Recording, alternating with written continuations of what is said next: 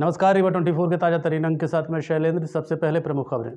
लोक अभियोजन संचालनालय भोपाल द्वारा एक दिवसीय सेमिनार का कलेक्ट्रेट में किया गया आयोजन। सीबीएसई की 10वीं बोर्ड की परीक्षाएं आज से आरंभ। पहले दिन हुआ अंग्रेजी का पेपर। एक सप्ताह पहले घर से लापता हुई किशोरी को पुलिस ने किया दस्तयाब, परिजनों को सौंपा। और अधेड़ को आया हार्ट अटैक, डॉक्टरों ने बताया अत्यधिक शराब पीने से हुई मौत। इन खबरों सहित अन्य खबरें विस्तार से। रीवा के कलेक्ट्रेट मोहन सभागार में लोक अभियोजन संचालनालय भोपाल के द्वारा संचालित एक दिवसीय सेमिनार का आयोजन किया गया। रीवा के कलेक्ट्रेट मोहन सभागार में लोक अभियोजन संचालनालय भोपाल के द्वारा संचालित एक दिवसीय सेमिनार का आयोजन किया गया, जिसका उद्देश्य अनुसूचित जाति, जनजाति एवं महिला संबंधित अपराधों पर सही न्याय दिलाना है। संभाग स्तरीय कार्यक्रम के दौरान पुलिस विभाग के डीआईजी साकेत पांडे सहित कई पुलिस अधिकारियों ने भाग लिया। वहीं अभियोजन की ओर से अभियोजन अधिकारी, योजना अधिकारी सहित कई वरिष्ठ अधिकारी, अधिवक्ता सेमिनार में उपस्थित रहे। देखिए, ये हमारे संचालक महोदय लोक अभियोजन भोपाल से उनके निर्देशानुसार एक दिवसीय अभियोजन अधिकारियों एवं विवेचनाधिकारियों की प्रशिक्षण आयोजित किया गया है। उक्त प्रशिक्षण अनुसूचित जाति एवं अनुसूचित जनजाति अत्याचार निवारण अधिनियम के तारतम्य में आयोजित किया जा रहा है। और इस प्रशिक्षण का मुख्य उद्देश्य ये है कि जो भी वरिष्ठ जानकार व्यक्ति हैं, उनके माध्यम से यहाँ आज पूरा दिन भर जो है तो प्रशिक्षण कार्य चलेगा। उक्त प्रशिक्षण के माध्यम से जो है तो जो हमारे अभियोजन अधिकारीगण हैं एवं जो हमारे विवेचक वगैरह हैं, पुलिस अधिकारी जो विवेचना करते हैं, विवेचना के दौरान उनको कौन सी दिक्कत होती है, कौन सी परेशानियों का सामना किया जाता है, एवं अभियोजन अधिकारीगण जो न्यायालय में उक्त मामलों की पैरवी करते हैं, उन्हें क्या समस्या होती है, किस तरह की दिक्कत होती है, इन्हीं सभी समस्याओं के समाधान के संदर्भ में एवं उनके जो है तो चाहे विवेचना आप मानिए और चाहे जो है तो अभियोजन मानिए, उस पर जो है तो गुणवत्ता को निखार करने के लिए उत्तम तरीके से एवं प्रभावी तरीके से विवेचना का स्तर बढ़े एवं अभियोजन अपने पक्ष को न्यायालय में रख सके। इस कारण जो है तो आज ये प्रशिक्षण यहाँ पर आयोजित किया जा रहा है। और इस तरह के प्रशिक्षण जो है तो वर्ष भर में होते रहते हैं, हमारे माननीय लोक संचालक महोदय भोपाल के आदेशानुसार। आयोजन किया गया था, क्या उद्देश्य थे इस आयोजन? इस सेमिनार का मुख्य उद्देश्य ये था कि जो SC/ST वर्ग हैं, एक्ट बना हुआ है महिलाओं के लिए, बच्चों के लिए, डाउन ट्रोडन पीपल्स के लिए, उनके प्रति संवेदनशीलता की पराकाष्ठा पे हम जाएं और उनको कानून के परिधि में रहते हुए उनको ज़्यादा से ज़्यादा लाभान्वित किया जाए। और इसमें पूरे संभाग के हमारे ऑफिसर्स, जो प्रोसिक्यूशन ऑफिसर्स हैं, deputy director prosecution, DPOs, ADPOs, सभी लोग आए थे, उनसे चर्चा की गई। और निश्चित तौर पे शाम तक कई विषय आएंगे जिस पे डिटेल में मंथन किया जाएगा, उसका लाभ होगा। सर, कुछ बेसिक चीज़ों का आपने ज्ञान दिया है जो सामाजिक जीवन से जुड़े हुए हैं, क्या इस पर अमल होगा? बिल्कुल होगा। सब हमारे कलीग्स हैं, हमारे साथ के हैं और निश्चित होगा। करते हैं लोग, थोड़ा भूल जाते हैं, संवेदनशील हो जाएंगे। थे, हैं और रहेंगे। अमैया थाना क्षेत्र से एक सप्ताह पहले अचानक घर से लापता हुई किशोरी को कई जिलों की खाक छानने के बाद आखिरकार पुलिस ने दस्तयाब कर परिजनों को सुपुर्द कर दिया। रीवा जिले में वर्ष 2024 में गुमशुदा महिला एवं बच्चों के जो आंकड़े थे वो काफ़ी निराशाजनक थे। ऐसे में बच्चों और महिलाओं की दस्तयाबी के लिए पुलिस महकमे द्वारा कई तरह के अभियान चलाए गए। अमैया थाना प्रभारी शिवा अग्रवाल ने बताया कि ऐसे बच्चे मोबाइल फ़ोन में ही वो दुनिया देख लेते हैं जिससे वो असली समझते हैं और ऐसे में कोई गलती कर बैठते हैं। इसके लिए आवश्यक है कि ऐसे बच्चों पर माता पिता को विशेष ध्यान देना चाहिए। एक सप्ताह पहले कमसरियत मोहल्ले से एक नाबालिग किशोरी रहस्यमय तरीके से लापता हो गई थी। नाबालिग के परिजनों की शिकायत के बाद पुलिस हरकत में आई और विभिन्न तकनीकी आधारों पर किशोरी को दस्तयाब कर सौंप दिया। ये नाबालिग बच्ची है और कुछ दिन पहले परिजनों ने रिपोर्ट दर्ज कराई थी बच्चे की गुमने की, और पुलिस ने लगातार प्रयास करके और टेक्निकल माध्यमों से पता करके उसको दस्तयाब किया है। और ये देखने में आया था कि वो परिजनों से नाराज होकर अपनी किसी परिचित के साथ थी। अब परिचित पर क्या कार्रवाई बनती है नहीं बनती है, इस संबंध में आगे कार्रवाई की जाए। एक हफ्ते से अधिक समय से बाहर थी और इंदौर जाना बताई थी। परिजनों से नाराज थी किसी बात को लेकर, इसी को लेकर वो गई। थाने मुकदमा पंजीबद्ध। 8वीं कक्षा में पढ़ने वाला छात्र 3 दिन से लापता है, जिसकी शिकायत आज परिजनों ने एसपी कार्यालय में दर्ज कराई है।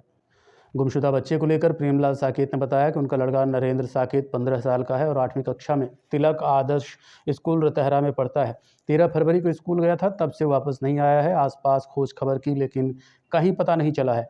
प्रेमलाल ने बताया कि वो लोग मूल रूप से हड़िया के रहने वाले हैं और अब खांभा में घर बनाकर रहते हैं, मजदूरी करते हैं। एक रहने वाले वैसे तो ग्राम हड़िया है और घर बना लिए हैं खांभा में। यहाँ कहाँ से? जीवला से। जीवला थाना कौन सा लगता है? थाना बिछिया लगता है सर। थाना बिछिया से। जी। ये कब से बोले लापता? ये 13 तारीख का सर। कहाँ गया था ये? ये स्कूल गया था। स्कूल के बाद जब हम पता लगाए सर कि घर नहीं आया बच्चा, 5 बजे काम करने के बाद 6 बजे घर में आए तो पता लगाए कि बच्चा घर में नहीं है। तो खोजने के लिए आस पड़ोस तलाश करने गए तो बच्चा नहीं मिला सर। रिश्तेदारी में भी? हाँ, रिश्तेदारी में पता लगाए तो वहाँ नहीं है। कब से बोल है ये 13 तारीख, 3 दिन हो गया आज 13 से। तारीख से लापता है। हाँ जी। कोई लड़ाई उड़ाई तो बच्चे? कोई लड़ाई उड़ाई नहीं हुई घर सर। में आपने डांटा होता तो? नहीं सर, कोई डांट नहीं हुई। किस क्लास के छात्र थे? जी, कौन से कक्षा में पढ़ता है? 8वीं। 8वीं कौन से स्कूल में? तिलक आदर्श रतहरा। तिलक आदर्श। जी। स्कूल से लौटा ही नहीं? लौटे नहीं। सीबीएसई बोर्ड की 10वीं कक्षा की परीक्षाएं आज से आरंभ हो गई, जिसके लिए 2512 छात्रों के लिए कुल 6 केंद्र बनाए गए थे। सीबीएसई 10वीं कक्षा की परीक्षाएं आज से आरंभ हो गई, जिसमें कुल 2512 छात्र शामिल हुए, जिनके लिए 6 परीक्षा केंद्र बनाए गए थे, जिनमें से 4 शहरी क्षेत्र में और 2 ग्रामीण क्षेत्रों में बनाए गए। वहीं परीक्षा के लिए विशेष इंतजाम किए गए हैं। इस दौरान भारी संख्या में छात्र एवं अभिभावक स्कूल के आसपास देखे गए। वहीं छात्रों में काफ़ी उत्साह भी दिखाई दे रहा था। छात्रों के बीच चर्चा चल रही थी कि पेपर काफ़ी अच्छे गए हैं। आज पहले दिन अंग्रेजी का पेपर हुआ। वहीं 17 फरवरी सोमवार से 12वीं की परीक्षाएं शुरू हो जाएंगी। बहुत बढ़िया। हमारे यहाँ परीक्षाएं हमेशा बड़ी सुचारू रूप से संचालित होती हैं और इस बार भी पूरी तैयारी के साथ हम लोग आज से परीक्षा का स्टार्ट कर दिए। कितने बच्चे हैं, कितने सेंटर?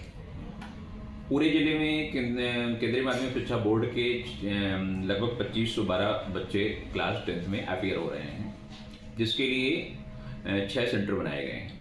4 सेंटर हमारे शहर के अंदर हैं और 2 सेंटर हमारे, एक तो JNV जवाहर नवोदय विद्यालय सिरमौर में है, वहाँ के बच्चे नहीं आ सकते इतनी दूर, और 2 स्कूल हमारे चाक घाट एरिया में है, त्योथर ब्लॉक में है। एक है सेंट्रल पब्लिक स्कूल, दूसरा सुहारी पब्लिक स्कूल। उनके लिए सेंट्रल पब्लिक स्कूल में एक सेंटर बनाया गया। तो 4 शहर के, एक JNV के और एक चाक घाट एरिया में, मतलब 6 सेंटर बनाए गए। जिस तरीके से, क्योंकि आप पूरे इंचार्ज हैं, तो किस तरीके से पेपर रख रहे हैं, कापियाँ किस तरीके का इंतजाम किए गए? हमारे यहाँ पेपर का रखने का तरीका वो पुराना ट्रेडिशन है, बहुत ही सख्त उससे होता है। ये कस्टोडियन हमारे बैंक होते हैं और बैंक से ही हम लोग पेपर उठाते हैं। बैंक में सब लॉकर के अंदर होते हैं पेपर और बड़े व्यवस्थित ढंग से होते हैं। अब उसके बारे में चूँकि हमें बहुत नहीं बोलना चाहिए, कहीं करके होते हैं। तालाब की मेड़ में बाइक गिरने के कारण एक व्यक्ति की मौत हो गई, जबकि एक अन्य को चोटें आई हैं। दोनों रिश्ते में जीजा साले बताए जा रहे हैं। घटना को लेकर परिजनों ने बताया कि खमरिया के रहने वाले अमर सिंह हरा चारा लेकर डिहिया जा रहे थे कि रास्ते में मोटरसाइकिल का बैलेंस बिगड़ने से बाइक मेड़ से तालाब के अंदर समा गई, जिसमें अमर सिंह की मौत हो गई, जबकि उनके साले को घायल अवस्था में इलाज के लिए भर्ती कराया गया है। घटना बैकुंठपुर थाना अंतर्गत बताई जा रही है। ये इनका नया घर खमरिया में बना है। खमरिया में इनके खेती है, वहाँ से वो लेके चारा जा रहे थे हरियाल, और पुराने घर डिहिया। उसके दोनों के बीच में एक तालाब पड़ता है, टर्निंग है। टर्निंग में गाड़ी कंट्रोल, इनके साले गाड़ी चला रहे थे, गाड़ी कंट्रोल नहीं हुई, गाड़ी नीचे तालाब में चली गई। 2 लोग थे गाड़ी में? हाँ, 2 लोग थे, उनके भी चोट लगी, साले की भी लगी है। चला साला रहा था। ये जो नाम क्या है इनका जो खत्म हुआ? अमर सिंह। अमर सिंह? जी जी। और जो घायल हुए हैं उनका नाम नहीं मालूम, क्या नाम है? नाम का है उनका? साले हैं उनके? साले हैं, गंगेव के हैं ये, इसका अपना के डाड़ गांव के। अच्छा, ये कहाँ जा रहे थे? कौन? डाड़ गांव के रहने वाले हैं साले के? हाँ, साले आए थे इनके। हाँ, अच्छा। तो उन्हीं के बाइक में जा रहे थे, बाइक उन्हीं की थी, साले की। तो ये कहाँ जा रहे थे? घर जा रहे थे? घर जा रहे थे, नए घर से पुराने घर जा रहे थे। वही तालाब में सीधे गाड़ी नीचे चली गई। क्या बजे घटना हुई? ये लगभग 4 बजे की घटना है। देखते रहिए Rewa 24 news city cable network. मिलते हैं छोटे से ब्रेक के बाद। हड्डी जोड़ एवं रीढ़ रोग तथा स्त्री रोग एवं प्रसूति रोग का इलाज एक ही छत के नीचे। विघ्नहर्ता hospital and trauma centre, hotel landmark के पास, रतहरा, रीवा। डॉक्टर संतोष सोनी, पूर्व चिकित्सक, बॉम्बे हॉस्पिटल, मुंबई। हड्डी जोड़ एवं रीढ़ रोग विशेषज्ञ, छोटे चीरे एवं दूरबीन विधि द्वारा हाथ तथा पैर की हड्डियों का ऑपरेशन। गठियाबात, जटिल एवं बिगड़े हुए फ्रैक्चर का बेहतर इलाज करते हैं डॉक्टर संतोष सोनी। विघ्नहर्ता हॉस्पिटल ट्रॉमा सेंटर में ही स्त्री एवं प्रसूत रोग विशेषज्ञ डॉक्टर शैलजा सोनी भी उपलब्ध हैं, जिनकी देखरेख में नॉर्मल डिलीवरी, सिजेरियन ऑपरेशन एवं बच्चेदानी से संबंधित ऑपरेशन की बेहतर सुविधा। संतानहीन दंपत्ति तत्काल संपर्क करें। विघ्नहर्ता hospital and trauma centre, hotel landmark के पास, रतहरा, रीवा। सुविधाजनक एवं सफल इलाज हेतु आज ही संपर्क करें। विघ्नहर्ता hospital and trauma centre, hotel landmark के पास, रतहरा, रीवा। मोबाइल नंबर 7828781983 अथवा 8462956774 पर। साड़ू भाई की बेटी के तिलक में गए व्यक्ति की अत्यधिक शराब पीने के कारण हार्ट अटैक की वजह से मौत हो गई। घटना के संबंध में मृतक उमेश रजक के परिजनों ने बताया कि घटना के दिन उमेश अपने साली की बेटी की तिलक में ढिगरहट गांव गए हुए थे, जो रामपुर बागलान थाना अंतर्गत आता है, जहां शराब पी उसके बाद खाना खाया, जिसके बाद अचानक तबीयत बिगड़ गई। आनंद फानन में संजय गांधी अस्पताल लाया गया, जहां डॉक्टरों ने उन्हें मृत घोषित कर दिया। डॉक्टरों ने बताया कि शराब पीने के कारण ही हार्ट अटैक आया है। शराब पीने की वजह से हार्ट अटैक आने की संभावनाएं ज़्यादा बढ़ जाती हैं, खासकर ऐसे मरीज जिन्हें हार्ट की बीमारी पहले से ही है। ऐसे में डॉक्टरों द्वारा अक्सर सलाह दी जाती है कि हार्ट के मरीज शराब के सेवन से बचें। घटना हुई कि खाना पीना खाए के बाद उनके शरीर में थोड़ा सा लूजपन टाइप आया। ये कहाँ गए थे? कैसे? डिगराहट गांव गए थे। कोई कार्यक्रम का? तिलक का। किसके यहाँ? कोई सारी के यहाँ गए थे। शादी किसकी हो रही थी? उन्हीं की सारी की लड़की की हो रही। तो तिलक कार्यक्रम में गए थे। तिलक। क्या बताया डॉक्टर, कैसे खत्म हुआ? डॉक्टर बताया कि अल्कोहल के कारण से हुआ। अल्कोहल के कारण अटैक। यहाँ लाए थे अस्पताल तो खत्म हो चुके? खत्म हो चुके। कैसे? वही कार्यक्रम के दौरान तबीयत बिगड़ी थी? हाँ, तबीयत मतलब तब कार्यक्रम खत्म होने के ही के बाद ड्रिंक किए हुए थे। ड्रिंक। ये क्या बजे घटना है? ये 12 साढ़े 12 के टाइम के आसपास है। कार्यक्रम कहाँ था? डिगराहट गांव में। रामपुर में? रामपुर थाना लगता है, गांव डिगराहट गांव। रहने वाले कहाँ के हैं? बिछिया का निवासी। क्या करते हैं? ऐसे दुकान अंडे के ठेला लगाते हैं अस्पताल के बगल में। केंद्र सरकार के बजट 2025-26 को लेकर कई अहम घोषणाएं की गई हैं, जिसको लेकर आज भारतीय जनता पार्टी द्वारा एक पत्रकार वार्ता का आयोजन किया गया। भारतीय जनता पार्टी द्वारा आज अटल कुंज कार्यालय रीवा में एक पत्रकार वार्ता का आयोजन किया गया। ये पत्रकार वार्ता केंद्र सरकार द्वारा 2025-26 के बजट को लेकर आयोजित की गई थी, जिसमें बजट मिलने वाली सुविधाओं और लाभ के बारे में जानकारी दी गई।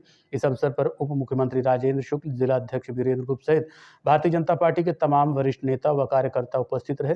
पूरी जानकारी के लिए आपको लिए चलते हैं पत्रकार वार्ता में अटल कुंज कार्यालय।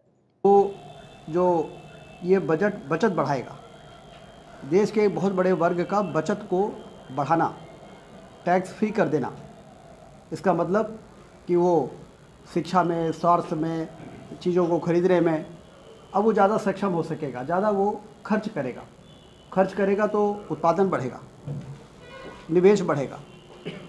तो ये एक ऐतिहासिक निर्णय इस बजट में उन्होंने किया है और सरकारी नौकरी करने वालों को 12,75,000 में टैक्स मुक्त किया है उन्होंने। इसके साथ ही जो कटौती में की सीमा भी उन्होंने बढ़ाई है। ये एक ऐतिहासिक बजट के रूप में प्रस्तुत हुआ है।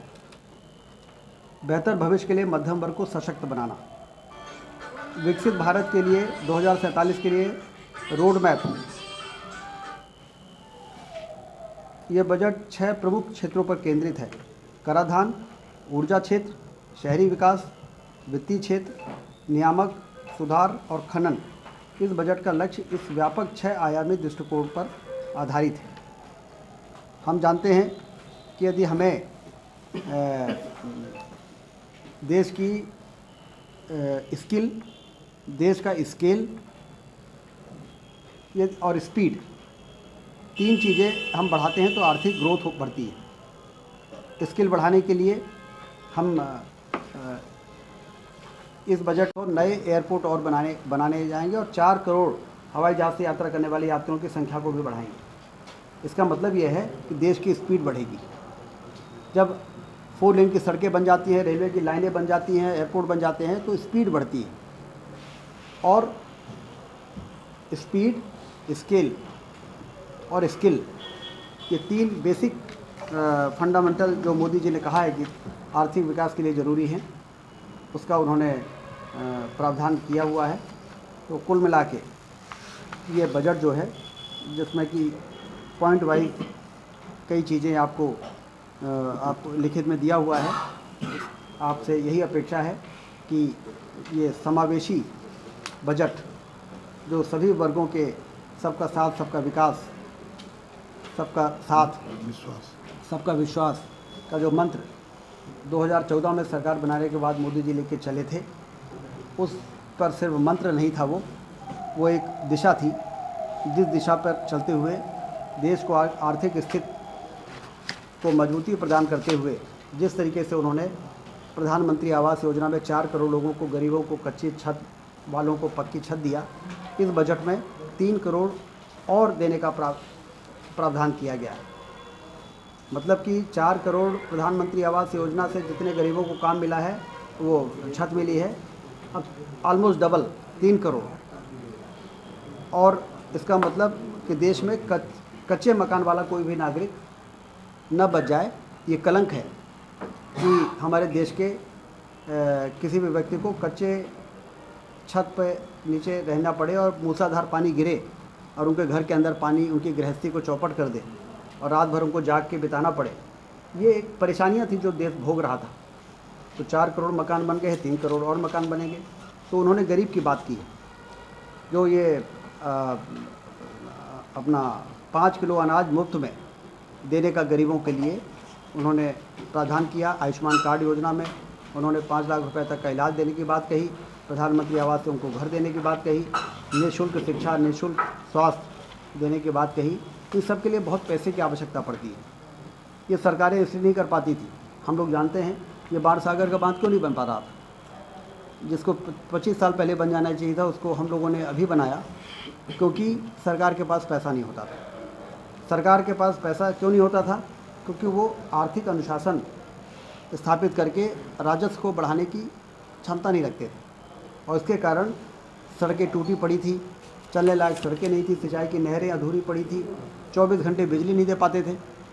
लेकिन मोदी जी ने जिस तरीके से इस देश का नेतृत्व संभाला है, इतने बड़े देश में इतनी विसंगतियों के बाद भी, इतनी समस्याओं का अंबार विरासत में मिला, उसके बावजूद भी अब देश को बहुत ही बेहतर तरीके से कुशलता के साथ विकास की पटरी पर रखकर तेज़ी के साथ आगे बढ़ाने का काम जो कर रहे हैं। आज नहीं, हम नहीं, सारा देश, दुनिया कहती है कि 2047 तक भारत आर्थिक महाशक्ति बनकर दुनिया का नेतृत्व करेगा। उस दिशा की ओर हम न सिर्फ आगे बढ़े हैं बल्कि बहुत नज़दीक पहुंच चुके हैं। ये बजट ने देश के जनता के आत्मविश्वास को बढ़ाया है और देश की जनता का जब आत्मविश्वास बढ़ता है तो ज़्यादा ऊर्जा के साथ देश के विकास में न सिर्फ अपने लिए काम करते हैं बल्कि देश के लिए काम करते हैं। तो इसलिए ये इसकी सर्वत्र प्रशंसा हो रही है। आपके माध्यम से ये बजट लोक कल्याणकारी और समावेशी, सभी वर्गों के कल्याण, विकास, ज्ञान जो हमारा मंत्र है। ज्ञान का मतलब है जी फॉर गरीब, वाई फॉर युवा, ए फॉर अन्नदाता और एन फॉर नारी। तो मतलब ये युवाओं के कल्याण का है, ये गरीबों के कल्याण का है, ये किसानों के कल्याण का है, ये नारियों के। और यही 4 जातियाँ मोदी जी ने कही है कि हमारे देश में मैं नहीं जानता कि कितनी जात के लोग रहते हैं, कितने धर्म के लोग रहते हैं, इससे ये मैं नहीं जानता। मैं तो सिर्फ ये जानता हूँ कि हमारे देश में आज के अंक में इतना ही। देखते रहिए रीवा 24 न्यूज़। नमस्कार।